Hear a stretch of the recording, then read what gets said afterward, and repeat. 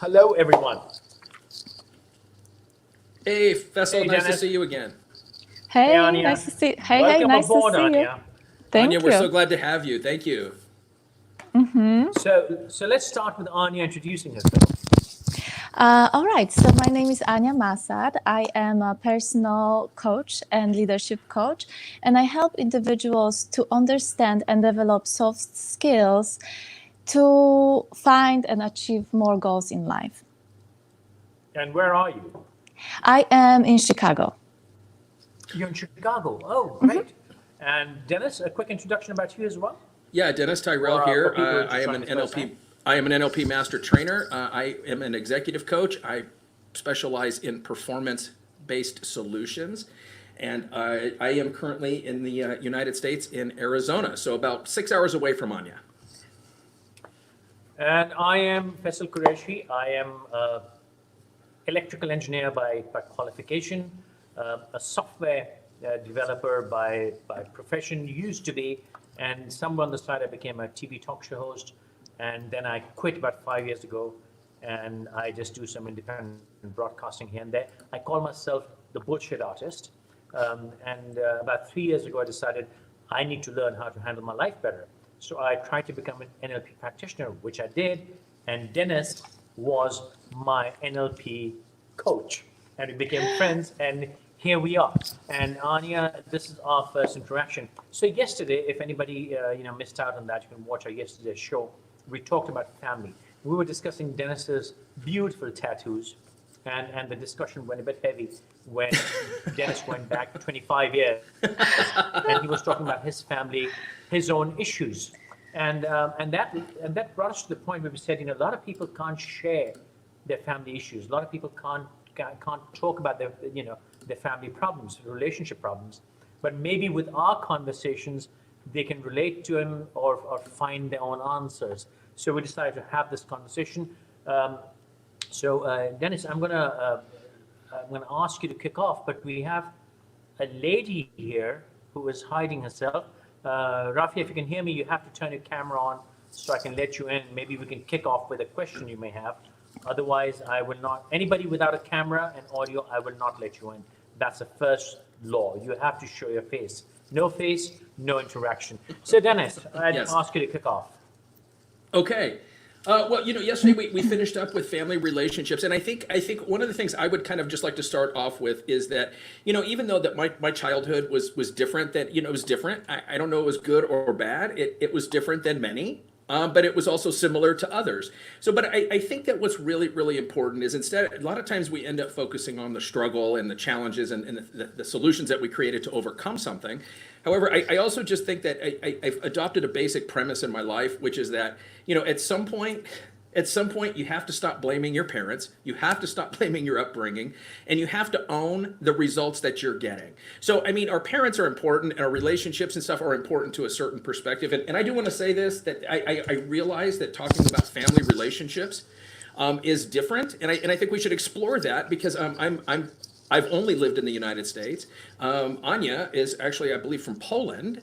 So she's going to be able to bring us a different perspective on this as well. So I think a good starting off point would be to kind of just acknowledge the fact that at some point, I mean, we all have parents. We all came into the world, whether they simply just gave birth to us or they raised us. At some point, we are responsible for ourselves. So, and regardless of who did what or whatever, it's incumbent upon each individual. If we wish to truly move forward and be successful, we have to own our role with the way things are now. So I think that one of the challenges, and I think maybe a good starting point would be to maybe discuss some of the challenges or the cultural differences. Because in the United States, we in Anya, I'm sure after living here a while, you can see that, like, many other countries, they care for their elderly, where here in the United States, the biggest business that's booming right now is assisted living and elderly care homes. I'm sorry, man, I'm interrupting, but you know what? There is something to be said in favor of assisted living, by the way, and that's another debate. That's a whole topic we can take on later on or tomorrow. Now, I was thinking about our discussion yesterday, and one thing that came to my mind, and you said you came to a point when you wanted to let go. I think it's and Anya, I'm gonna let you answer that question. At times, I felt, I was thinking all afternoon, at times it's difficult to let go of memories or to forgive people or forget things because it's easier for us to stay in the past when the future is too scary to delve into. So we just keep holding on to the past and the grief and the issues and the grievances, not because we want to stay there, but because we just too unsure or uncertain about what's coming at us. So there is definitely a fear of change, right?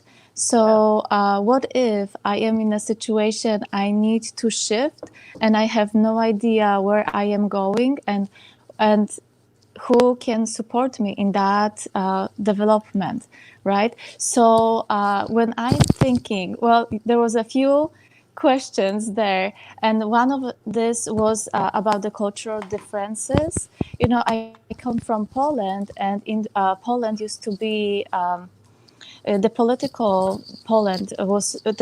of Poland and economy of Poland was totally different than America, and so everything in Poland was connected to every of us was equal, and there was tension put to like we are all the same, while in America there is a pressure of individualization, right? So the more you put effort into your own development, the better you are in the society, right? So it was a little bit different than in Poland. So it cost me a lot of overcoming my own personal issues of self-confidence, of misbelief, I can't do this, to be fully emerged here in America.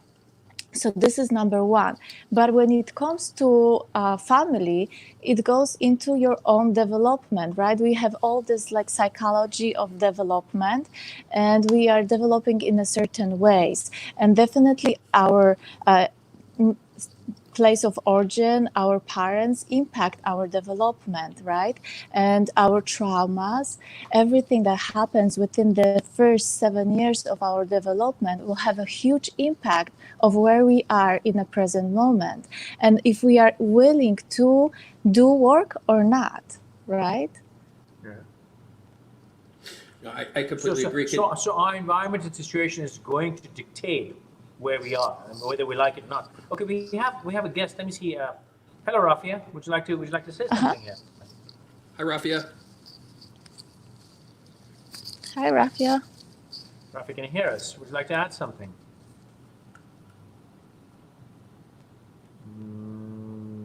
No, I guess not. All right. Okay. So yes. So Anya, if I try to understand what you're saying, and Dennis help me here, is that the situation where we're coming from, our environment, our bringing family, society, culture, is going to create a situation for us. It's going to create a net for us, and we have to work with that. But a lot of people, and especially in today's day and time, that net is becoming bigger. I mean, the world is open. Look at me. I'm sitting in Pakistan. It's 11:15 p.m. for me. Chicago. Sorry, I keep forgetting. Arizona. Arizona. It keeps slipping my mind. And you have people coming in from all over the world. So we now have a completely different set of opportunities and tools to change us or to change our lives. Dennis? Yeah, and I agree. I think that we have a lot of, I think that the net has gotten bigger, but in some ways I think it's gotten thinner as well. And so I think in some ways, it's we're trying to carry so much, and especially when we talk about family relationships, that automatically just adds a whole level of pressure, to the relationship, as opposed to, there's people that we might pass on the street.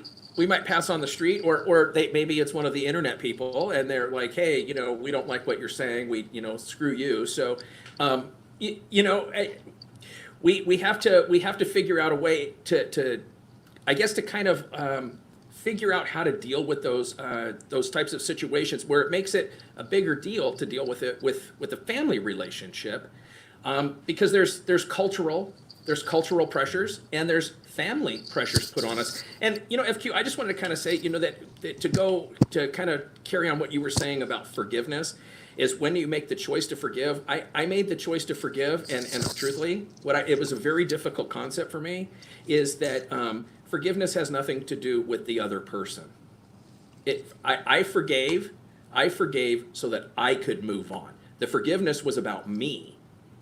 It doesn't negate or take away bad behavior or, terrible situations. But in order for, I think, any individual to move on, forgiveness is a huge component of that. Because otherwise we're staying angry. And I'd like Anya to jump in on this, because, when we stay angry, when we stay like as a hurt child, I think that affects our energy. And it kind of, I think we end up bringing other negative things into our life because of that. Anya, what do you think?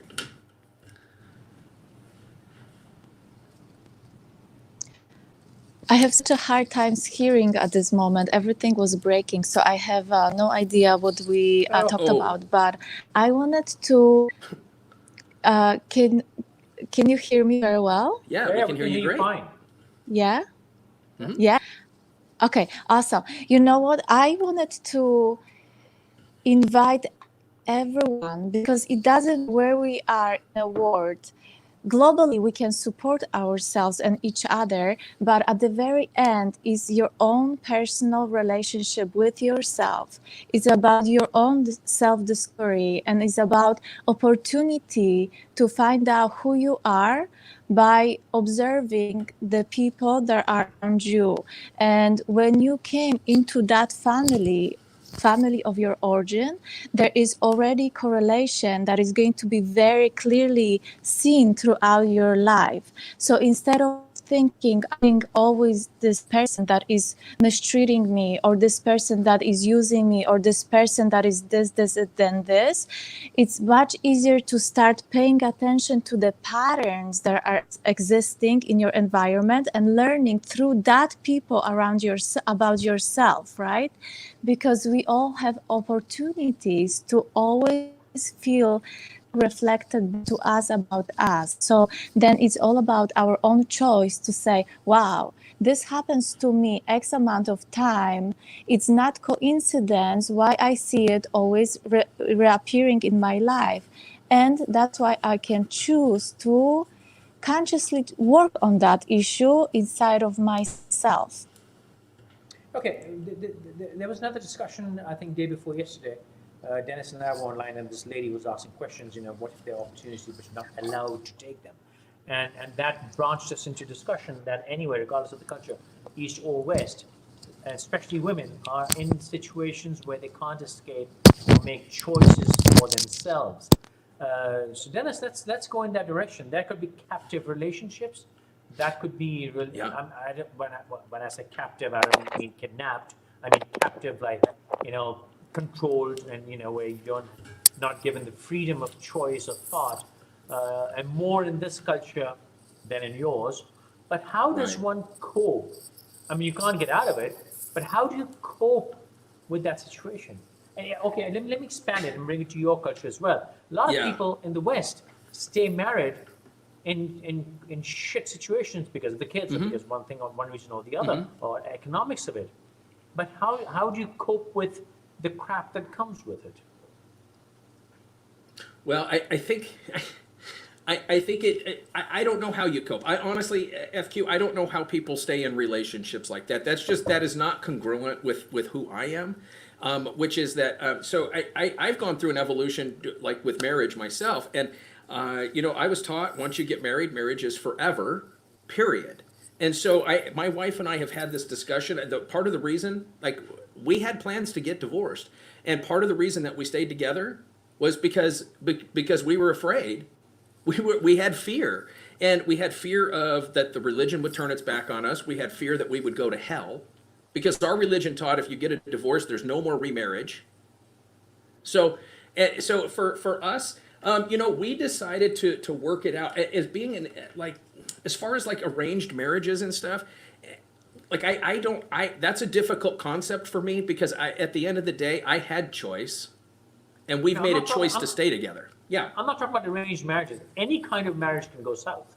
sure. Arranged but any kind of marriage can go south. In fact, I would say arranged marriages have less of a chance of going south because you've already made a bloody compromise and you end up making more compromises and settling the differences and flattening the curve. But in a situation where it wasn't arranged, you're a bit more aggressive.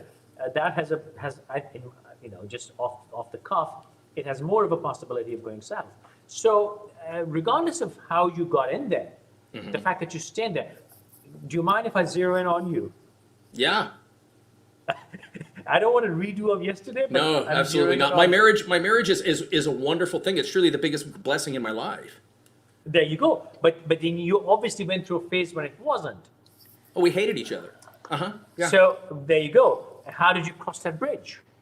Well, the reason that we crossed that bridge, one, we got married young, so we didn't necessarily have the skills or the comprehensive abilities, the cognitive abilities to make better or make different choices. I don't want to say better, because everything, like my wife and June. I don't want to. Now I'm going to mess up the date. My my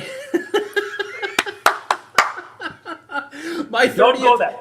Bro, don't go there, My 30th bro. anniversary is going to be the beginning of July. Within the first week of July, I will have my 30th anniversary. So for us, it's a month. It's a month-long celebration. The date itself doesn't matter. So Every day is an anniversary, sweetheart. Hey, I told you like the evolution of this, man. Like, it was like, oh, I love her. And then it really became like, man, I don't want to lose half my stuff. So should we get divorced? I think the way that we kind of got back on track is, truthfully, at the end of the day, FQ, we both decided we were no longer going to be selfish, and we were going to consider the other one first. We had gotten complacent. We got complacent. We stopped. We just no longer participated in the things that we knew that made our relationship better. And the interesting thing is, my relationship is amazing, truly the biggest blessing in my life. But I think we can look at all of our blessings as they have peaks and valleys. Just this morning, we got up, we were ready to go to the gym, or not to the gym. We were going to go hiking this morning, and we bickered. We bickered on the drive there. So it doesn't necessarily stop. I think it comes down to a mindset, and it's not just about love. I was a big believer that, we love each other, like we can get through anything. Love doesn't pay the bills. And it comes down to, for me in April, we basically decided in order to get on the same page, we had to create communication boundaries. And once she and I created communication boundaries, and we truthfully, we created rules of engagement. And when we have those rules of engagement and we follow them, we get on the same page really, really quickly. I need you to elaborate. So, for instance, for a number of years, religion, without getting into religion was it was a very hot topic in our house. And especially when, yeah. So you basically establish what we'll talk about, what we will not talk about. Right. And so we made rules like that. And then as we grew, we were able to say, basically what it is now, and people will hear us talking and they're like, I don't understand your communication. So the other night, I had some long days. My wife she was wanting to talk.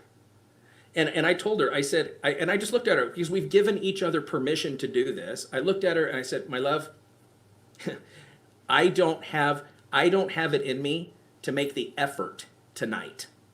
Can we please just be quiet? And we've given each other permission to use that. And so when she says that to me, I know, like if I'm like, well, poke the monkey, I know she's going to react and I cause the reaction. So it's just about, it's almost being, having a certain level of candor. Deferring an argument. Well, I think what it comes down to, we both made an agreement.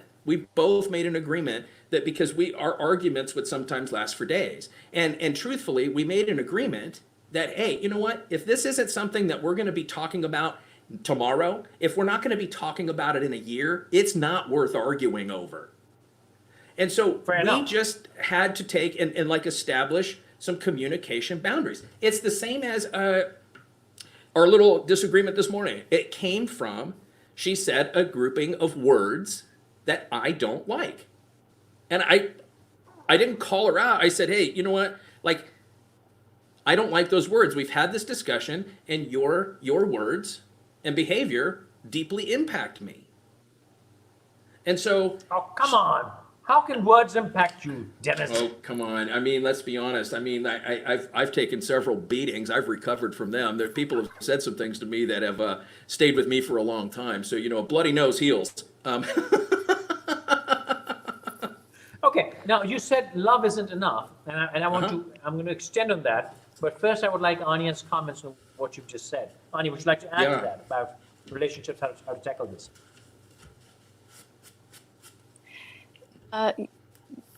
As I said, I really have hard times understanding you guys. I hear every other word, but it's that's okay. horrible. I think I heard enough of this. Okay. I think I heard enough of Dennis talking about relationship and a situation that just happened with wife.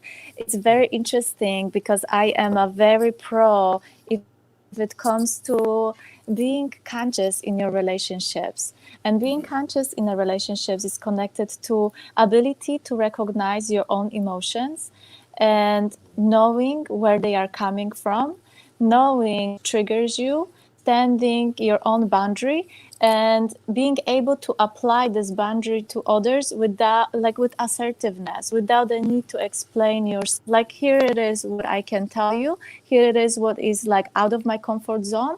You can take it or leave it, but I have to stay in my comfort zone because sometimes it just doesn't feel right to go beyond this boundary, because then we lose energy and we feel drained, right?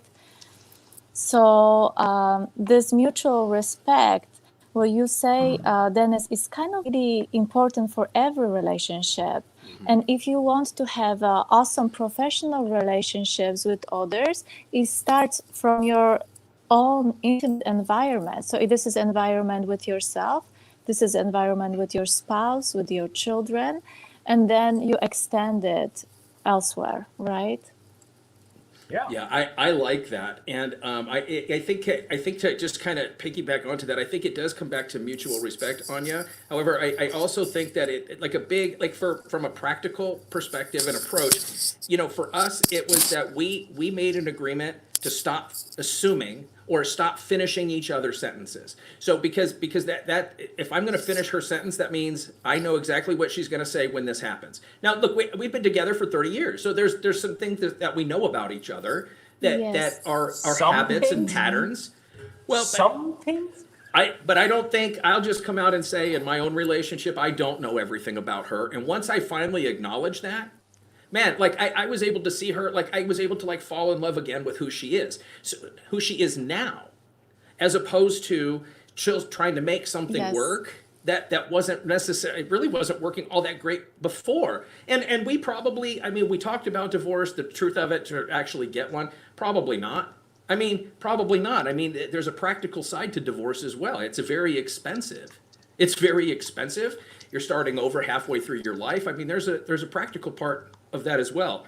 So I think it's just about stop assuming the outcome. So like, let's stop finishing each other's sentences. And because when I'm trying to finish her sentence, I am not listening for understanding. I am listening to reply.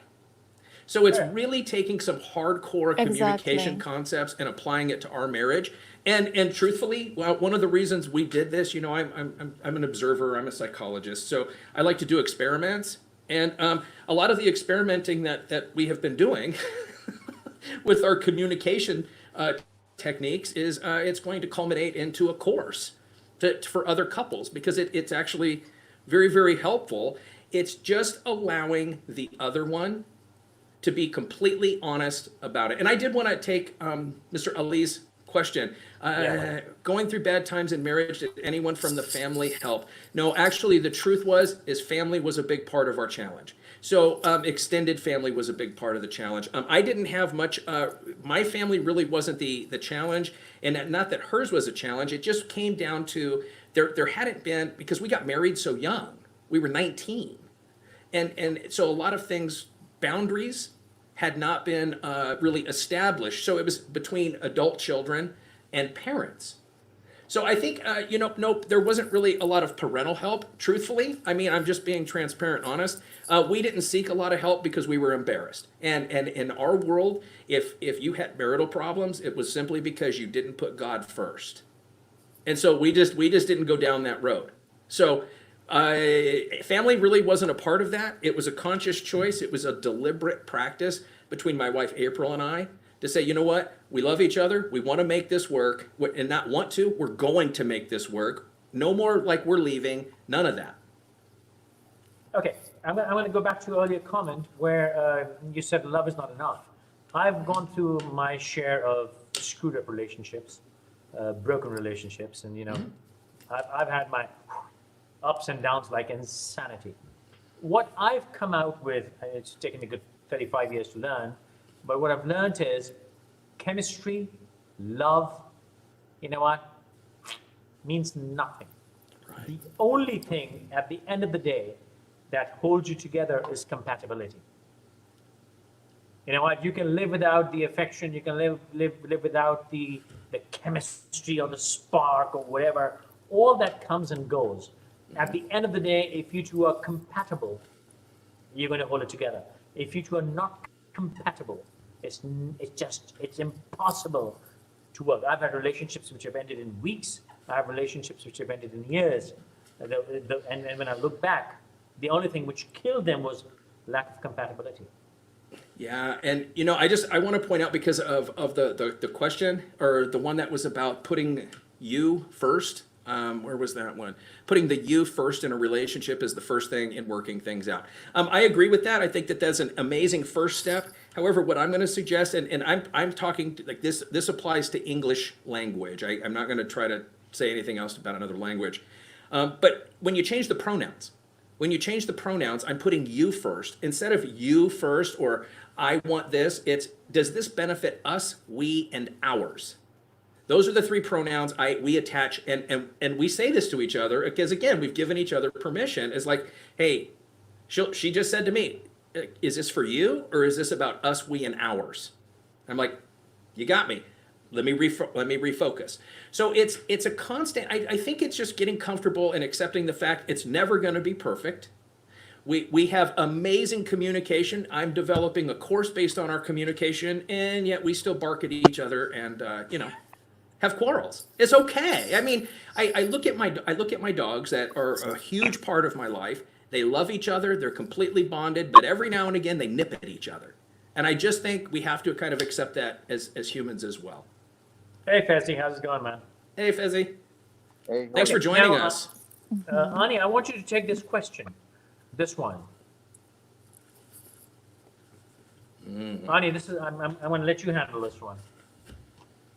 Okay. Okay, so I am hearing that I am on that question, right? So Yeah. elaborate more about mindful or conscious in a relationship. All right, so being mindful is basically about being present in each moment. So instead of holding something what happened 1 hour ago, a year ago, 15 years ago, is about letting it go and staying right in here. The same way as not allowing you to pre-plan, like, oh yeah, in a year from now, we are going to be somewhere. And instead of looking at what is right now, you're living in the future. Because when you are projecting yourself in the future, you're losing opportunity to be fully present in what is We're losing your voice. happening.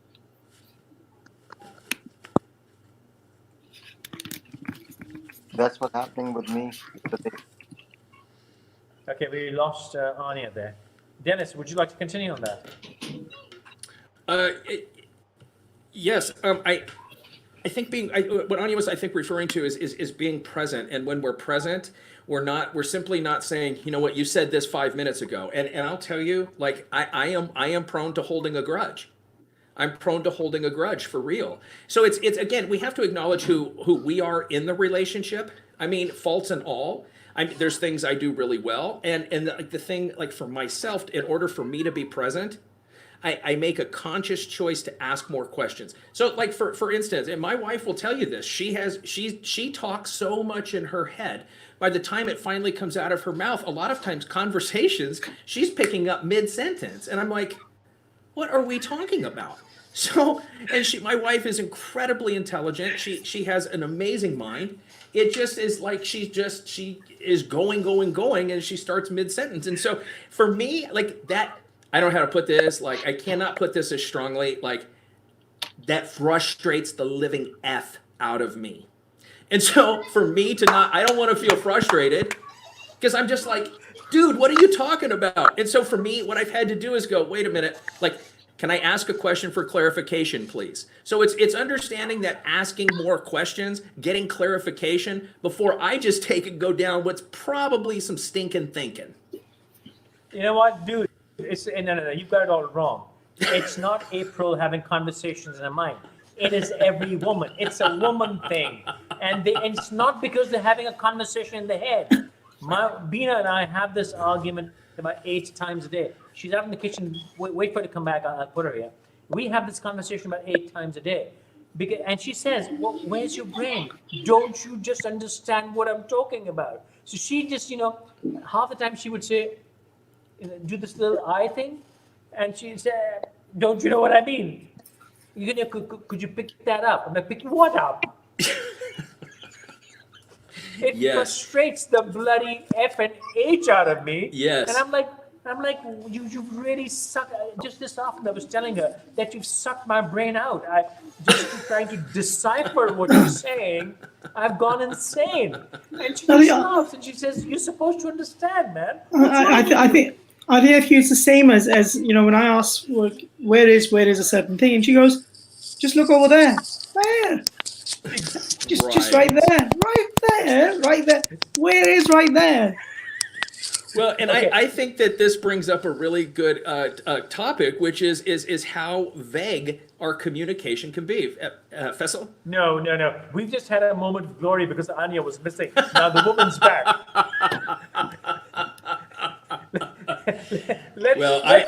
Let's see you guys say all those things about a woman now. I know. I don't want to even engage in that, FQ, because I've known Anya. Anya's an NLP master trainer as well. We went through training together, and I know she's a highly intelligent person. I think I lost good parts of conversation. So Anya, when you were talking, I lost some when you're pieces talking of to a conversation. Man, have you ever had men come and ask you, what do you mean? Does that happen to you often? What do I mean? Yeah. If somebody is asking me, what do I mean? Your significant other. Yes. I will tell you. You're married. I didn't know you were married. So does your husband often ask you what you mean? On a date? No, just generally. On a date, no. On a date, no. No. But sometimes it was connected only to my language. Because I was so shy when somebody would ask me, what do you mean? I will go totally red on my face and I'll be like, oh, I have to zip my mouth because I have no idea how to pronounce something. So I was too shy. But no, like on a date, no. It's not a language thing, Anya. It's a woman thing. Oh, it's supposed to. Oh, goodness, FQ. Come on, you know I'm right. You know I'm telling the truth, man. I think what we're talking about is that there is definitely a difference in communication styles between men and women. I think where I take a little bit of exception to this is that only because I am an emotionally driven person. And so I was, in my household, I was raised with myself and 3 sisters. So I feel like I can communicate. In many cases, I communicate, I think it's I communicate from an emotional perspective, and I think it's one of the reasons I end up working with so many female executives. So you're saying it's not because of your hot looks? Oh gosh, my hot looks haven't gotten me anything in many years other than made fun of. So, I just wanted to say, I think it's really interesting that this is being taken as, somebody made the comment, is this supposed to be a sour husband reunion event? And the interesting thing is, I don't feel sour as a husband at all. I am deeply in love with my wife. I'm just simply saying that love is only a component. The best thing about my wife and what we really established, it's not even about being friends. So for me, like for her, being friends, that's what's important. What's important to me is being able to be business partners. Because as soon as we started taking our marriage and running our marriage like a business, it just became, for us, it became more successful because we have to pay bills together. We have to go grocery shopping together. I've got to make a living. She's got to make a living. And we come together. We do separate things, but then come together. So at the end of the day, for me, it was just easier to conceptualize that as a business opportunity. So let's have a business relationship. But now we're going to turn that off. And we put the business stuff away and we go out and have a date and enjoy a meal together or whatever it is we choose to do. I'm going to unplug my headphone. So forgive me if there's a bit of an echo. I'll try to control that. Sabina, we were talking about how women say things, and I just don't understand what you're saying half the time because you pick it up mid-sentence. Come here so they can see you. So here she is. And turns out every man in this forum has the same problem, except Fezi, who's this, silent, evil type of human being who doesn't make a comment. But Dennis has the same problem, and he's like, what did you say then? It pisses the F out of you. Yes. Yeah? Yeah, it does. Starting a conversation in mid-sentence. Well, it's not starting a conversation mid-sentence. She assumes that I should know what she's talking about. Right. No, well, actually, yeah, I agree with you on that because I do this all the time. Because I think maybe I'm talking in my head and... Oh, so you admit to talk in your head. I have 2 NLP master practitioners here. You got a couple of witnesses as well, FQ, so... Anya, Dennis, help me here, man. You guys need to help me. I mean, I honestly, FQ, I think some of that is fine. If it's not causing a problem, I think all of us, I wouldn't necessarily work with somebody else and somebody else wouldn't necessarily work with me in a relationship. It comes down to, one of the things I just want to say is I don't believe in compromise at all, because the definition of the word compromise is that somebody is going to end up doing without. It's adopting it's adopting kind of a perspective of that, okay, I don't like, I can tolerate, this is what she wants, I'm willing to tolerate that. As far as a compromise, like that doesn't work for me because I'm very selfish and I don't want to give anything up. So looking at it, my wife and I are we're both like amateur linguists, and we really pay attention to the power of words.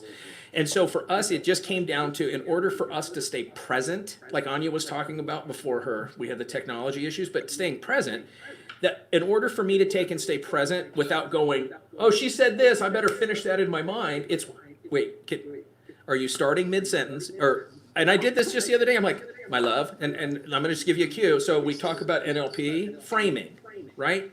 So if I have something borderline that could hurt her feelings or cause a reaction, I always start it off with, my love. I frame it. I set myself up for success. And she does it too. So, we've given each other permission to actually NLP each other a little bit by framing conversations. And, it's people will, they laugh at us. I just had a friend of mine, she's a female, and she says, oh, can you talk tonight? I'm like, no. I said, I absolutely cannot. I said, I'm not even willing to talk to April tonight. I don't have the energy to be respectful and a nice human being tonight. Okay. And I think that sometimes we have to be honest about that. I'm gonna throw back you said there's no compromise. I think there is a compromise. Okay. We've had our ups and downs. We've had our shit phases. But we both sort of come to realize that compatibility is way more important than anything else that goes on in your life. And this is probably we are probably the most compatible two people in each other's lives. God knows we've tried. God knows we've tried and failed. So, this shit is as compatible as it gets, all right? And when I say compatible, it means we're traveling, we're equally lazy, we're equally antisocial. The general traits of day-to-day life. She's like we're born of the same mother or something. When it comes to chemistry, communication, I can list 1 billion issues there. But what we've come to realize is that's useless, man. You can have all the chemistry, you can have all the whatevers, but if not compatible on a day-to-day basis, on an hour-to-hour basis, you're screwed. Yeah. So now I've come to the compromise. I don't really have a choice. Like you, Dennis, she's gonna wipe you clean, man. She won't take away half. With your history, she's gonna take everything. She gets it all. That's she's gonna wipe you out, man. So in my case here also, I don't have a choice. God knows I've tried, no choice. This is it, man. Whether I understand her, I don't understand her. Yeah. Well, and I just want to come out and say, I think that this kind of gets overshadowed a little bit, but I think it comes down to having a mutual respect. So a mutual respect for each other. And I my wife she has worked with couples for a number of years. And, part of it is like, there's so many like going through each other's phone. I can tell you, in 30 years of marriage, I have never once gone in my wife's purse or pocketbook at all without her permission. Ever. Because to me, it's just a matter of respect. Now, she goes into my wallet. Are you saying she hasn't caught you yet? I'm telling you, I have not done it. Okay. Yeah, I mean, I think that it's kind of understanding. Have you done it? When a couple ends up yourself? saying we know everything All the about each time. other, we got to hear this. Dennis, we're on the other side of the spectrum. So me and my other half, we are constantly going over each other's phones. I mean, I don't have a purse that she could go through. She really has one. I mean, I'm carrying her phone most of the time. So we're absolutely fine with that. But So that's the key. So we're That's constantly the going. key. And honestly, my wife April will say, she's like, why do you, like, 30 years, Dan? This is what she told me. 30 years, my Dan. You don't need my permission. And I'm like, 30 years, my love. You're going to have to give me permission. So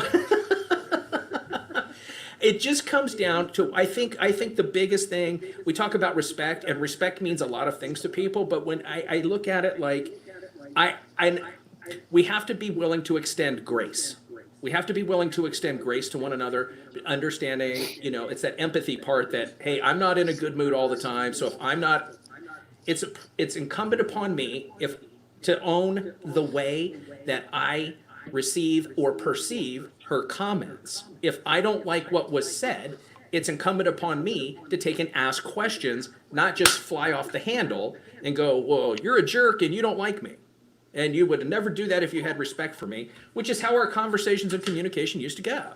So we had to take and really, really create a deliberate practice for ourselves on communication, and provided that it's all under the umbrella of grace, and that each one of us has permission, not to correct, but to challenge the other one's thinking, and to ask questions and get clarification. Because once I get the clarification, I'll tell you, a lot of times once I hear clarification, it's like, oh, okay, I start feeling the cortisol leave my body. No. Over here, there's no concept of explanation. She is the queen of not talking for weeks, months. It's all right. She can shut you down, gone forever. So I've learned my lessons the hard way. I'm like, it's all right. Best way to do that. Guys, okay, now here's a question on the screen, and I would like all of us to answer that. But Anya, I'd like to start with you. How do you define compatibility in a relationship? Okay, I think you guys are asking me to answer this question. I am seriously having such a hard time hearing there's so many glitches. But Salim, you're asking, how do you define compatibility in relationship? In like each other or the opposite?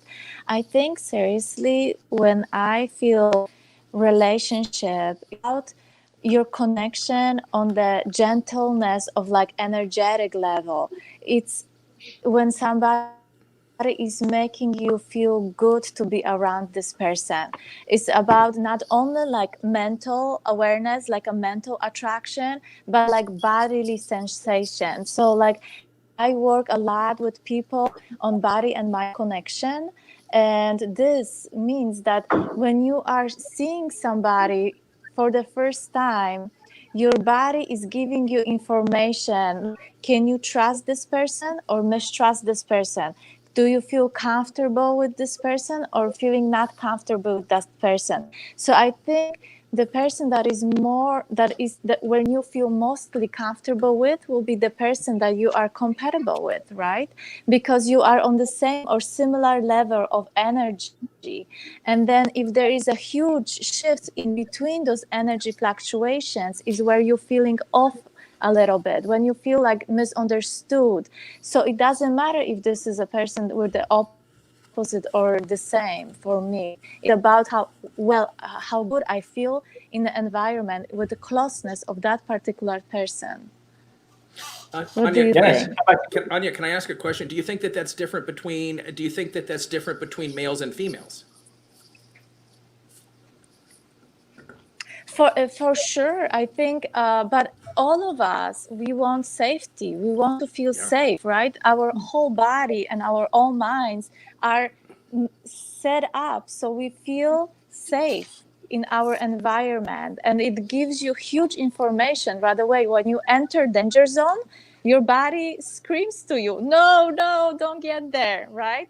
And when you don't listen to your body, when you don't listen your internal self, and you get beyond this edge point because somebody is super attractive, for example, then you have what you wanted. You enter the zone of like, I did not listen to myself. I did not, because we all have this ingrained inside of us. So pay attention to your body. And when you already entered into the relationship that is called maybe not comparable, then pay attention to how you feel, because a lot of times you may feel very drained in a relationship like this, because no matter how much you try and be open in that relationship, you're not going to be understood very easily. And then you can get into a relationship, let's say a codependent relationship, very easily, right? Absolutely. Anya, thank you so much. Yeah. I get that's, Dennis, that's a, Dennis, I want you to answer this question as well. yeah. No, and Anya, like I appreciate your insight on that. How do I define compatibility in a relationship? I think that for me, this is why I love Anya. Anya she thinks at a higher level than I do. I'm very much like boots on the ground, like back to the basics. So for me, I think compatibility comes to like things in common, of course, but I think it's also being compatible. And again, I don't like the word compromise because I don't like giving stuff up. However, I am willing to tolerate things for people that I love or people that I have respect for. So I think compatibility, I don't know that there's any one particular like point or topic of compatibility. I think it comes down to, how does this person speak to me? How do they make me feel? Do we share common interests? And can we, again, for me, I'm a business guy. So can we be business partners? Can we take and manage a household, as a business? So to me, that's what compatibility is. And I think that is actually defined differently for each couple. Ashant. Yes, thank you. So I think compatibility, I agree with both the contributors, but I have my own 2 cents. For me, it's not about similarities. I think it's the opposite. I mean, me and my other half, we're as different as they come, right? And for me, it's all about completion. So there are things that I could try in a million years, I could never figure out on my own, but she can just do them like that. And God knows, when it's a simple math problem for my 8-year-old, both mum and daughter are sat there looking at that piece of paper, and they could spend hours, and they would probably need daddy or hubby to come in and help them out. And for us, it's a very different sort of journey. We've been best of friends for almost 20 years now, married for about 13. And I think it's this amazing relationship we share. For her and for me, maybe it's the end of the day, when she's got a cup of coffee, I've got a cup of green tea, and we can have a senseless conversation where she can probably laugh her head off, and I would probably just say something completely off the charts, and that's what kind of makes our day. It kind of completes the day like nothing else does. And so for us, it's about, I'm the one who's in the skies. She's the one who kind of keeps us grounded, and we kind of make it work. So it's so many different things, but for us, it's basically the ability to be able to have a conversation at the end of the day when all things are settled, and maybe have a good laugh. And I think that really has worked for us for the longest period. So for me, in my own personal experience, it's about how different we are, but we make it work. And Dennis, you explained not liking a compromise, but tolerating things. Mm-hmm. For me, it's about gain share. I gain a lot because she's a part of my life, and I hope that I contribute to hers. And I guess that's just the way we kind of amble through. Yeah, and I just want to clarify as far as tolerate, and I really appreciate that answer. I think when I say tolerate, again, my wife and I play word games with each other. We break it down and we play semantics games with words. That's just something that we do for fun. So I want to say I agree that it is very, very important. As far as compatibility, we like to look at similarities, but it's also how do we take and communicate and handle our differences with one another. I mean, you truly understand who a person is, like, when they lose their marbles for a few moments, right? Like, I'm having a freak out. And how do we handle that? And how do we come together? How do we take and say, wait a minute, like we just had a big riff or a big row. How do we come back together and get back on the same page? Because if you have tools to rejoin one another, you really can get over like pretty much any type of quarrel or disagreement. I think. FQ, I'm curious, how do you define compatibility? Well, after going through a lot of incompatibility in my life, what I think both of us have come to learn, more me, is that when all the loving and the chemistry and the passion and the romance is done with, what matters is, like, if we want to eat the same kind of stuff. If she always wants to eat sushi and I always want to eat noodles, it's not going to work. If we have the same spending habits, we have the same outing habits, we have the same socializing habits. When I say same, it's not 100%, but a good 80-85%. And that's where I think compatibility really sits. On a day-to-day basis, on an everyday basis, if you want completely different things, then it becomes a serious problem. Like here in quarantine, I've been in a relationship where somebody I was with could not sit still for 8 hours, let alone 8 weeks. That would have been a disaster. Right. Here we are. We're like, thank God. The first thing, what? It's amazing. We actually had this conversation. When they said, lockdown for Ramadan, the first thing she said, thank God none of those bloody Ramadan parties. And you're both like, yeah, God, thank God. We don't have to, drive half an hour and, see people. We both like that. And, if you're calling people in the house, she's like, I don't want to cook food. And I'm like, I don't want you in the kitchen. Let's not call people, or let's get a pizza and call a few people. So that's where compatibility really works. Because if we constantly want different things, we constantly have a reason to bicker, argue, or fight, or eventually really screw up, as it has happened to me in the past. Because the chemistry, the love, the passion, the romance, that comes and goes. As you spend more and more time together, that is going to weaken or come back in waves. But on a constant basis, if you want to watch different TV, if you want to eat different food, if you want to, you're traveling. We travel a lot, alhamdulillah. And if in our travels, if we constantly want to go to, we have this whole conversation. Oh, look at this place. TripAdvisor says we should go there. And she's like, yeah, we should go there. You want to go? Screw it. Right. But if one person says, oh, I really want to go there, and I'm like, I'm too tired to go there, then you have a serious problem. Right. It becomes a point of contention constantly. So if your points of contention are minimized, I think that's what compatibility is. And that's what avoids the biggest disasters in life. But also, FQ, Dennis, can I just add very Yeah, quickly? please. I think it's for us, for me to root, what's worked is we've got turfs. So we've got defined areas. It's not something that we've actually got written down on a piece of paper. It's just natural tendencies. So I tend to favor certain things. They come naturally to me, or I kind of like those. And Ruch kind of steps back, and that's your zone, Hash. Over to you. And then there are things which she absolutely constantly updates and likes to get involved with. And she knows that I've got her back. I'm not really going to say no because that's just the understanding that we've got. So she's got that comfort that whatever she's doing in this particular zone, be it sort of changing the wallpaper, for instance, or the way the bed looks, or the sofa that we need. Yeah, absolutely. I trust her completely. I know that she would probably make the right decision. If it's not right, we'll make it right. And that's the kind of understanding that we've built over time. I think what's really helped is so sorry if you want to say something. What I want to say was that that is another level of compatibility where you are giving each other space and room to do their own thing and yet come to an agreement. What I'm saying is where you're already in agreement. And no one needs to adjust. You want exactly the same shit. Of course, yeah. And that becomes phenomenal.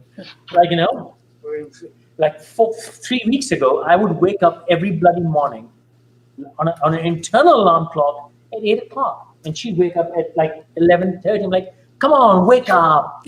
And guess what? We both wake up at noon now. Right. So God. I just want to say, like, as far as like compatibility, as far as some tools to use for this, I think a question is do you provide, does each partner provide equal value to the other? And can you at the end of the day say, are we better together? And so like for me, with all the ups and downs, at the end of the day, it really is, I know there is no doubt in my mind that we are better together because we've accomplished so much together. And even if that's just personal development, however we've decided to define success at that time. And I also just want to say, because we've talked a little bit about the gender differences, and this is mainly to the men, ladies, I think it's important for you as well. But sometimes, as guys, when we hear our loved one, we hear our spouse or our significant other like complaining or hurting, our typical response is, how can I fix this? And a lot of times I think that can actually be taken disrespectfully. So just a little tip, just flip it a little bit instead of what can I do for you? How, simply just say, how can I best support you? I don't have anything to say. How can I best support you? Do you need me to listen, or are you wanting me to offer solutions? Let them decide. And you know what? Actually, that makes it so much easier on me because then I don't have to fix anything. I can just let her emote just so that she can emote. The same as she allows me the opportunity to do that. The difference is like when I get super emotive, I mean, my thing is to like go outside and like hit the heavy bag and like pretend that I'm beating someone's ass. So that just seems to be what works for me. And she knows that there's no solution for that. Let him go wear himself out and he'll come back in a nicer person. So it's being accepting of those things. And I did want to, is it true that opposites attract? I think my wife and I think that we are very, very opposite. Very opposite. I am covered in tattoos. She has none. She doesn't like them. She doesn't like them. My wife, I have a great big huge beard. She would prefer that I did not. There's things about her that I would say, yeah, that's different. But truthfully, they're not that big of a deal to me. And so I think, do opposites attract? I do. I think that opposites attract. I think opposites that get together make for a little bit more fun relationship, because if everything's the same, then you're both the same person. Please shed more light on what is opposites. I like to define that. I like to quantify that. Yeah, okay. For me, opposites are, when I say that we're opposite, like she really enjoys like meals. Meals are an experience. I like an experience sometimes, but 95% of the time when I eat, like I'm standing over the kitchen sink and I'm shoveling food into my mouth. It's fuel. So and it's things like that, you know, and these used to like become issues between us or challenges. Go ahead. Dude, you're my soulmate, I tell you. You're my brother from another mother, I'm telling you. I just don't This have is time a to sit there. conversation we have every day. She goes, what do you want to eat? I'm like, just give me something. Food. Just take a couple of slices of bread, slap something on it, I'll shove it down my throat. It's sustenance, that's all. And she's like, are you crazy? I need a hot meal. And she's just Right. standing there. But him, like, you know, he will just mix all the foods in one plate and just start eating. And I'm like, food has a different taste, so just enjoy it, you know. And I should make an effort to cook, so at least, you know, enjoy the food. No, I'm you enjoying mix everything up and just eat like it. Well, I don't go there. That's weird to me. I wouldn't do that. But See, food has a 10-minute slot in my day. there it is. Food has a 10-minute slot in my day, right? Yep. Any more than that, and it's taking up too much time. It's got a 10-minute slot. It has to fit in that. I've got to Right. move Thank you, on. sir. And it's even more than 15 minutes to cook, it's too long. so. And I enjoy Anya, preparing Anya, food. you can comment. Please say Anya. Is Anya there? Can she hear us?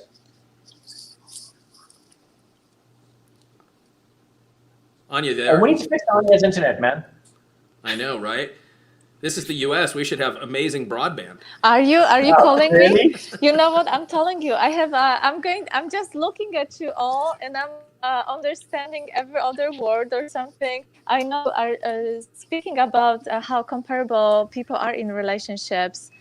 Yes, Well, we were asking what's opposites. I would love this to add question. to it, but I'm totally.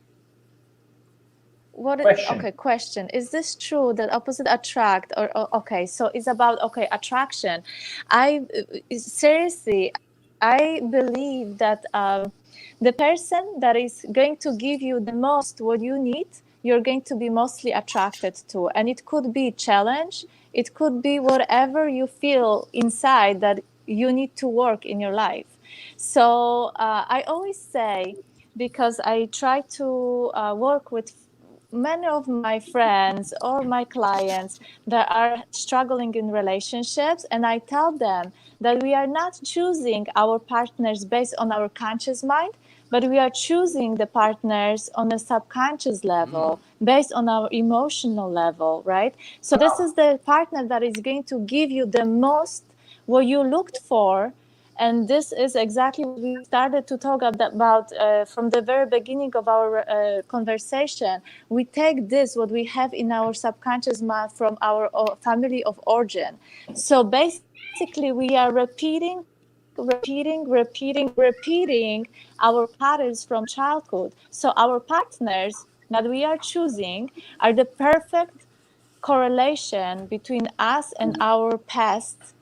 And that's the partner that will give you repetition of the patterns. So sometimes it's an abusive partner, right? Sometimes it's a loving partner, and it depends on us. Is we are realizing who are we attracted to, and so of course, you know, like sometimes people say the opposites attract, but from what we already know, the person that is the closest to you with behavior, with interest, is going to be the person that you're going to stay longer, because you don't have to fight all the time. You don't need to fight for your rights, right?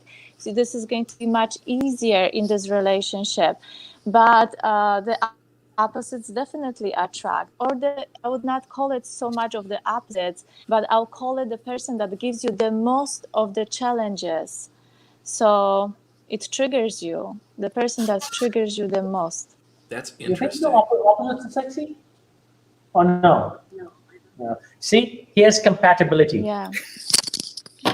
Yeah, I don't want to deal with the bloody opposites, man. See, I can't hear. this is I unfair. can't hear. Seriously, I have such a. My extent of the opposite. You want to have a hot meal? Have it. I'll eat it too. That's the extent of the opposite I can do. Dennis, like you were saying, I'm sorry. I'm not magnanimous. I'm not generous. I don't want to give space. You know what? I am very emotionally needy. Yeah, you know what I mean, right? So opposites. That's okay. No opposite crap, man. Compatibility. Yeah. My Compatibility. extent is I keep telling you want to cook, you want to stay in the kitchen 5 hours, please do. Just don't come with a sour face. That's all I care. You want to do it? Yeah. Go do it. Please do. And I threatened this morning, if you spend too much time in the kitchen, you would have no idea what I'm doing on my computer. Right. So I wanted to add in and kind of to what Anya was saying is, we get together for a certain reason, right? And I can tell you, I was 19, my wife was 20. We had some things going on in our life. However, like at the end of the day, like I'm not even going to speak for her, because for me, getting married just seemed like the natural thing to do, and like. Coming from the perspective I did, I could not in a million years imagine somebody as smoking hot as my wife wanting to spend their life with me. So, but now again, you talk about that fades, and so now we have to. You're underselling yourself, bro. I was 19. I was 19, and part of it, like I was in the military, and so there was a lot behind that, and I don't. It's not about selling myself short. It's just simply that. The reasons that we get together aren't always the reasons that we stay together. And we have to be willing to evolve with one another. And I think that we have to, again, that grace is that we don't all grow at the same time.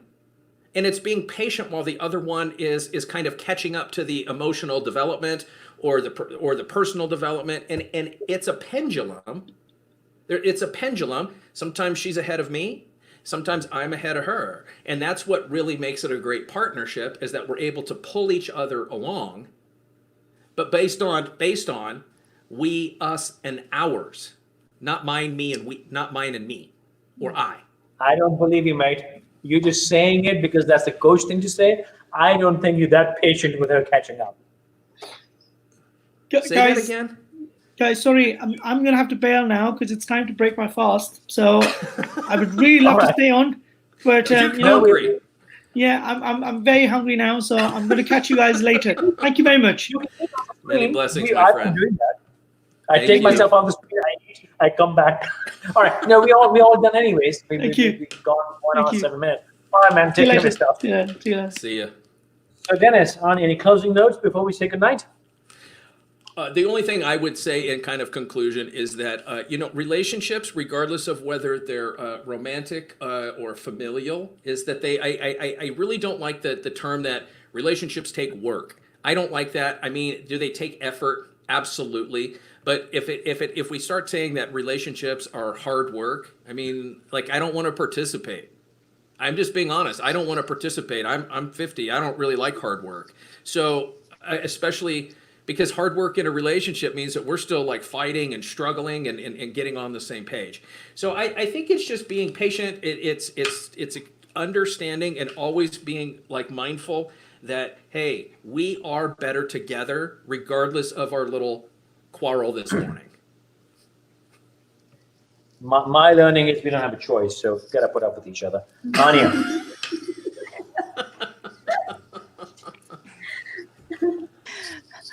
I just wanted to add that, like in every relationship, as I said at the very beginning, is more about you than anyone else, not in a selfish way. It's about exploring yourself through that relationship. So this is such an amazing opportunity for each of us to become better partner, to be better me because of this other person. So it doesn't have to be so much challenging, because the more we are working on ourselves and accepting ourselves and loving ourselves, the more compassionate we can be for our partners, for our family, for our friends, etc. So it's about finding more of yourself, finding this inner love, finding this mindful and kind and gentle approach to yourself, and then share it with the one that you love the most. I love that. That's beautiful. Thank you, Anya. All right, guys, thank you very much. Until tomorrow, Dennis? Yep. Is this becoming a habit now? Yeah, you betcha. All right. All right, guys. Thanks, Anya. Hey, see you again. Hopefully tomorrow. Thanks, everybody, for your comments and your participation. Thank you Take so care. much. Bye. It was so nice. Thank you. Bye.